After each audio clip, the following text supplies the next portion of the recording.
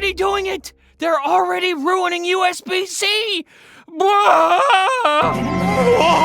Alrighty, so story numero uno, coming right out of the mouth of the weirdly accurate Apple product leaking seafood shrimp Apple Pro. Apple is apparently putting the same MFI technology in iPhone 15's USB-C port, the same that the older iPhones had with their Lightning ports. For those of you that don't know, if for some reason you don't, MFI is the reason that when you buy one of those stupid gas station cables and go plug it in your iPhone spits back this. Excuse me, but this accessory is maybe not supported, so. And it either won't charge at all, or it just sort of trickles in, like when I pee.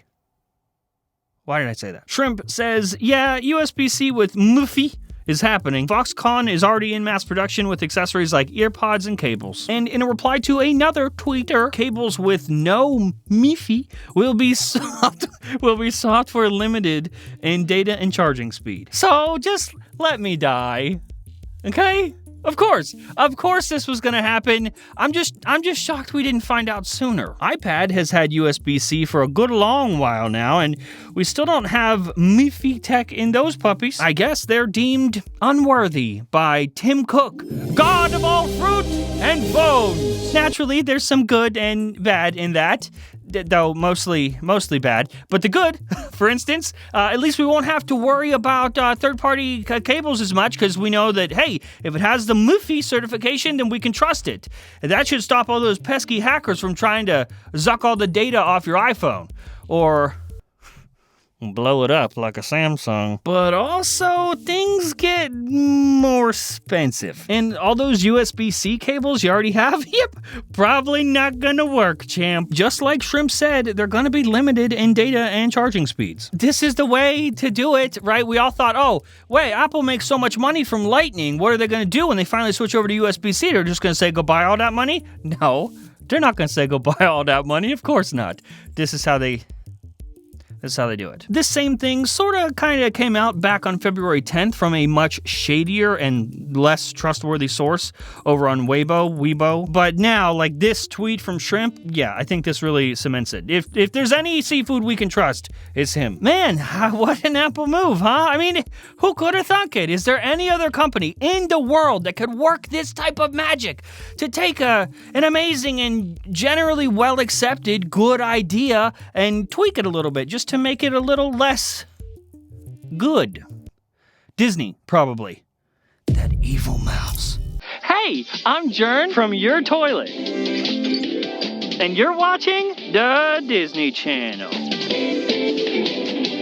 All right, we also have word from a new feature of Apple's fancy schmancy Reality Pro headset. In Mark Gurman's weekly Power On newsletter, he told us about a new feature, air typing. Quote, a key feature for text input in air typing is available on the latest internal prototypes, I'm told. So if you get the first headset, you may want to pair it to an iPhone to use its touchscreen keyboard. So, this sounds terrible. Gonna be real. If you have a current generation VR headset like the Meta Quest 2 or something, you've probably experienced something like this. Typing on a fake keyboard with controller thingies. That by itself is awful. Now imagine that with no feedback on your fingers. No thanks, Tim! I know one! I know it's not Apple's first rodeo with a keyboard, so good, but it still worries me because we've had implementations of typing on other things for the first time that wasn't great. Like on the Apple Watch, remember when you had to draw every letter? And that was how you send a text? Yeah, that's terrible. In that same newsletter, Mark, the Gurmy Bear Gurman, also told us that the Reality Pro headset won't need an iPhone connected for it to work. Huzzah! The company's first mixed reality headset, unlike the original Apple Watch, probably won't require an iPhone for setup or use. I'm told that the latest test versions of the device and its onboard XROS operating system can be set up without an iPhone and can download a user's content and iCloud data directly from the cloud. Okay, so yeah, that part's actually huge. Take the Meta Quest, for example. Is it the best VR headset? No. Like, in terms of quality, definitely not. Are there better ones out on the market? Definitely yes. But is it the best VR headset for most people?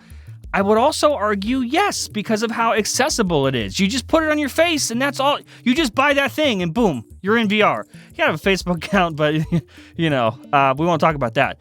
Other than that, it's very accessible, very simple to use. This would be a huge step. Apple can't give us something like this, try to convince first-time buyers to buy something like this, and also need other parts for it to work. It needs to be very simple. These are people that have probably never experienced VR before. They've got to get it right, and they got to get it right sort of the first time. If Apple, of all companies, released a VR headset that's already confusing to most people by itself, and then be like, oh yeah, it doesn't work unless this is on you, or you got this. No.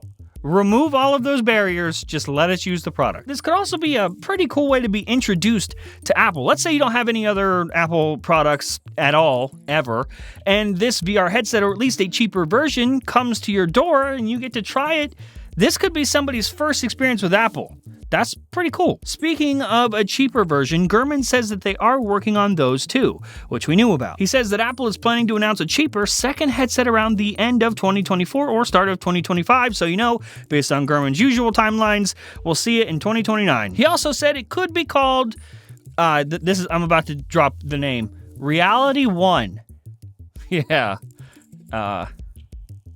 Okay. Ever since we saw that massive $3,000 price tag for what will be the Reality Pro, the first VR AR headset, people have obviously been asking about a cheaper alternative. Hearing it from Gurman makes it a little bit more real. Yeah, that'll be great. The cheaper one, that'll be good for poor people. Maybe if you're a poor person, you could buy it, put it on your face, and imagine yourself in a room full of money. So that would be... I am gonna leave now. I sent you my payment on